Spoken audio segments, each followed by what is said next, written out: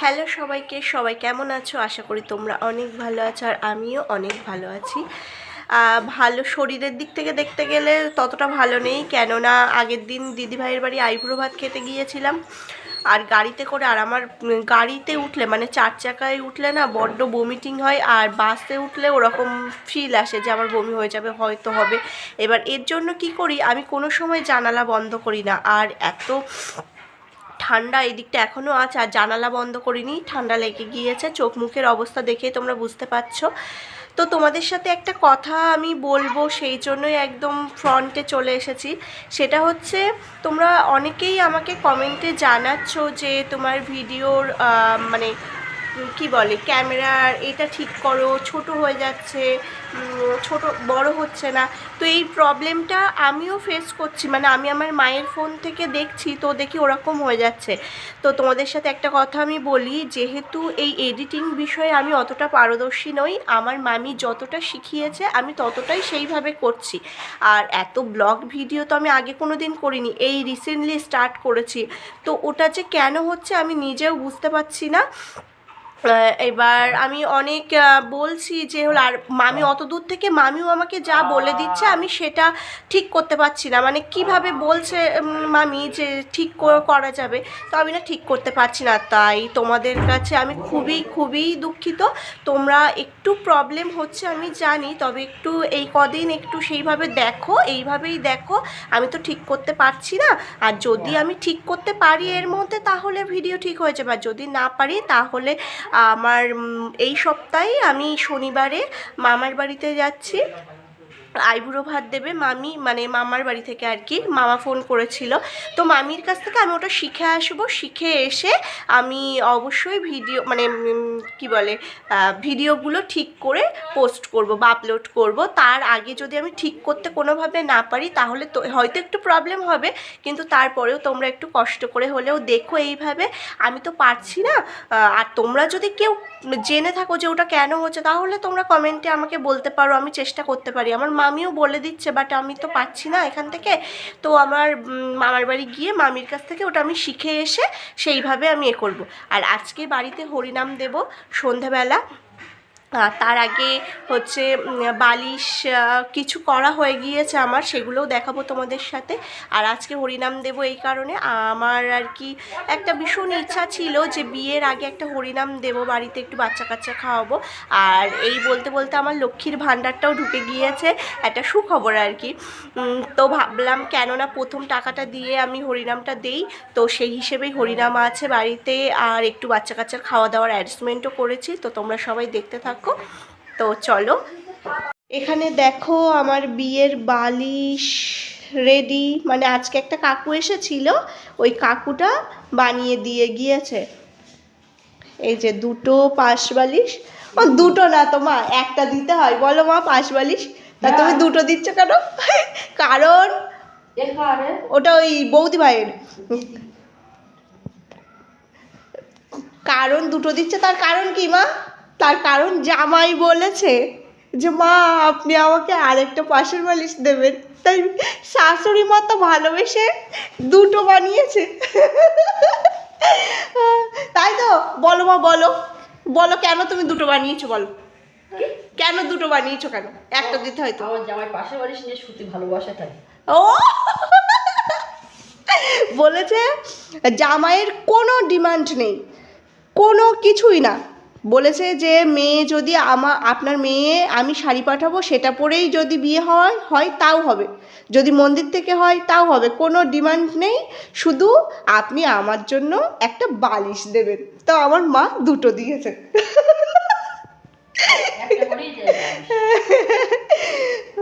তো কেমন লাগছে অবশ্যই জানিও। আর এটা কভার পরাবো, কভার পরিয়েও লুকটা দেখাবো। আর মা ওই যে দিদিভাইয়ের বাড়ি গিয়েছিলাম না, তাই সেই শাড়ি দিয়েছিল, তাই সেই মা শাড়িটা দেখছে এখন, প্রথম আইবুড়ো ভাতের শাড়ি। শাড়িটা খুব সুন্দর, আমি পরেছিলাম। ভালো হয়নি মা, বলো? এখানে দেখো আমি চান টান করে পুজো দিয়ে বসেছি, এখন মালা গাঁথবো। আর আমার কন্ডিশন খুবই খারাপ, মানে এত পরিমাণে ঠান্ডা লেগেছে, না কেটে যাচ্ছে, সাথে দুপুরবেলা শুয়েছিলাম, কালকে একটু জ্বর জ্বর মতো এসেছে। তো এখন মালা গাঁথতে হবে, রাতের বেলা হরিনাম আছে, তো সবার গলায় দিতে হবে। এখানে নাকি এই নিয়ম, যারা দল আসবে গান করতে তাদের সবার গলায় দিতে হবে। তাই ক্ষেতের থেকে আর কি মা ফুল তুলে এনেছে অনেকটা। আমাদের এখানে মাঠ ক্ষেত এইগুলো আছে বলেই না অনেক সেফ। যদি আমি মামার বাড়িতে থাকতাম বা শহরের দিকে থাকতাম তাহলে কি হতো, এই ফুলগুলো কিনতেই অনেক টাকা পড়ে যেত। দেখো একদম পুরো এক গামলা ফুল এনেছে মা। যে দেখো এতটা ফুল, সব মালা গাঁথবো এখন বসে বসে। এখানে দেখো আমার সব মালাগুলো গাঁথা কমপ্লিট হয়ে গিয়েছে। আর এখানে আমি বড় বড় মালা 10টা গেঁথেছি, আর একটা একটু মাঝারি সাইজের যেটা তুলসী গাছে দেব, আর একটা একদম ছোট্ট যেটা কৃষ্ণ দাদার পরাবো। আর এই যে লুজ এই ফুলগুলো রয়েছে ওগুলো পুজোয় লাগবে। আর এখানে দেখো আমার মা একটা পাটকাঠি এনে দিয়েছে, সেই পাটকাঠির ভিতরে আর কি আমি ওই মালাগুলো দিয়ে রেখেছি, তাহলে আর একটার সাথে অপর লেগে যাবে না। আর যখন তাড়াতাড়ির সময় তো মানে নিতেও সুবিধা হবে। তো এখন এটা ওই ঘরে রেখে দেবো। রেখে দিয়ে আমি দেখো আলু কাটতে বসে পড়েছি। আমি কাটা কুটো সব কমপ্লিট করে গুছিয়ে রেখে তাই ভাত খাবো। আজকে তো আমাদের বাড়ি নিরামিষ ভাত খেয়ে একটু রেস্ট করব, কেননা আমার তো শরীরটা খুবই খারাপ, জ্বর এসেছে, ঠান্ডা লেগেছে। সেই জন্য একটু রেস্ট করে 1 ঘন্টা মতো শুয়ে তারপরে উঠে তাই রান্না করব। তা না হলে হবে না। একটু না শুলে আমার এত মাথা ব্যথা করছে, আর হচ্ছে সাথে প্রচণ্ড উইক লাগছে। আর এই আমি কী বলে প্রেশার মেপেছিলাম, প্রেশারটা আমার বরাবরই লো, প্রেশারটা একটু লো আছে তো সেই জন্য। তাতে জ্বর হয়েছে, অ্যান্টিবায়োটিক খেয়েছি। এবার এত আর কি শরীরটা খারাপ লাগছে সে আর বলার মতো না। এখানে দেখো যেহেতু নিরামিষ রান্না হবে সেই জন্য তো শুধু টমেটো আর হচ্ছে আদা দেব, আদা জিরে টমেটো, তো এইগুলোই কেটে নিয়েছি। আর আমি দেখো 1 ঘন্টার রেস্ট নিয়ে আমি উঠে চলে এসেছি। এই 3টে 3:30 নাগাদ উঠে গিয়েছি। আর আমার মা তো রেস্টেই নেয়নি, আমার মা সেই তখন থেকে কাজ করছে। আর আমার শরীরটা খারাপ ছিল বলে আমি একটু শুয়েছিলাম। এখানে দেখো আলু বসিয়ে দিয়েছি, প্রথমে আলুগুলো ভেজে নিয়ে তারপরে তেলের উপরে মশলা কষিয়ে নিয়ে আলুগুলো দিয়ে দিয়েছি। আর যেহেতু অনেকটা আলু, 2.5 কেজি আলু আছে এখানে, আর হচ্ছে এখানে কি বলে একটা কড়াই হবে না, সেই জন্য সব আলুগুলো মশলা দিয়ে কষিয়ে নিয়েছি। কষিয়ে নিয়ে অর্ধেকটা তুলে রেখেছি, তাহলে মশলার এটা ঠিকঠাক থাকবে। আর তা না হলে না আলাদা আলাদা আলু কষাতে গেলে মশলার ঠিক একটা ব্যালেন্স বোঝা যায় না। সেই জন্য কষিয়ে নিয়ে জল ঢেলে দিয়েছি, আলাদা আলাদা করেই করেছিলাম। আর মা তরকারিটা নাড়ছিল, আমি সেই ফাঁকে এসে ফল বানিয়ে নিয়েছি। এখানে 5 রকম ফল, খেজুর সব বানিয়ে রেখেছি। তারপরে গিয়ে দেখো লুচি বেলছিলাম। আর এখানে লুচি মানে লুচি ওই গোল করার সময় বৌদি ভাই ঠাম্মি সবাই এসেছিলো। তো এখানে দেখো সব কিছু রান্না কমপ্লিট। এখানে একটু লাইটের প্রবলেম, তো এই ঘরে লাইটটা অতটা জোর নেই, সেই জন্য হয়তো বোঝা যাচ্ছে না। এখানে আলুর দম করা হয়েছে, তারপরে দেখো লুচি দুটো হাঁড়িতে রাখা হয়েছে। এখানে আমি একটু ড্রেস চেঞ্জ করে নিয়েছি, যেহেতু বাড়িতে অনেক লোকজন আসবে। গানের দলের ওরা প্রথমে বলেছিল ওরা 8 জন আসবে, 7 থেকে 8 জন, তা সেখানে ওরা 14 জন এসেছে। একটা কেমন একটা মানে হঠাৎ করেই অনেকটা লোকজন চলে এসেছে, এতটা আর কি আমরা ভাবিনি। আর এই যে দেখো পঞ্চতন্ত্র আর সব কিছু আমি গুছিয়ে রেখে দিয়েছি।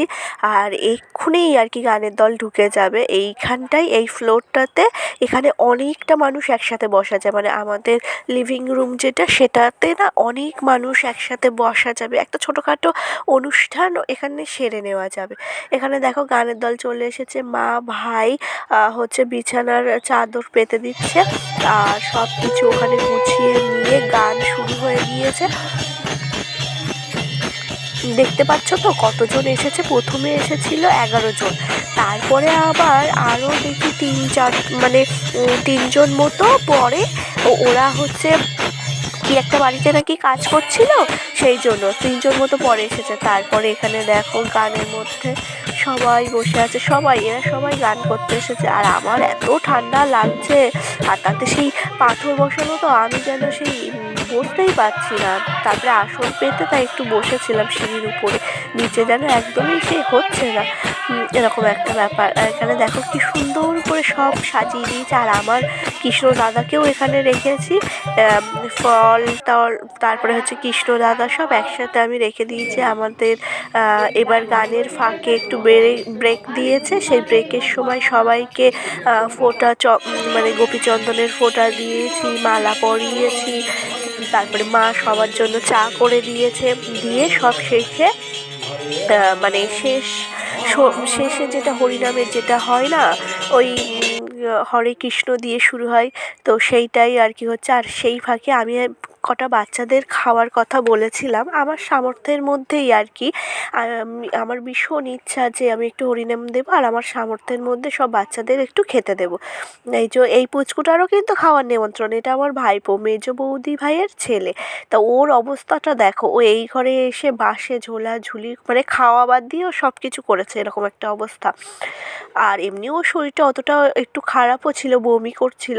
এখানে দেখো সব বাচ্চারা খেতে বসেছে, আর আমি সবাইকে 5 টাকা করে দিয়েছিলাম খাওয়ার জন্য। আমার সামর্থ্যের মধ্যেই আমি দিয়েছি সবাইকে, সব বাচ্চাদের আর কি 5 টাকা করে। এখানে গান শেষ হয়ে গিয়েছে, তারপরে সবাই চলে যাচ্ছে। সবাইকে আমার বাবার এই যে হারমোনিয়াম নিয়ে যাচ্ছে, সে হচ্ছে আমার বাবার বন্ধু, তাই আমার বাবা ভাইয়ের কাছে দেখো সবাই চলে গিয়েছে। তো আজকের মতো ভিডিও এই পর্যন্ত। সবাই ভালো থেকো, সুস্থ থেকো, দেখা হচ্ছে একটা নেক্সট ভিডিওতে। আর আমার ভিডিও ভালো লাগলে অবশ্যই লাইক কমেন্ট করো, সাবস্ক্রাইব করে আমার পাশে থেকো। তো টাটা সবাইকে।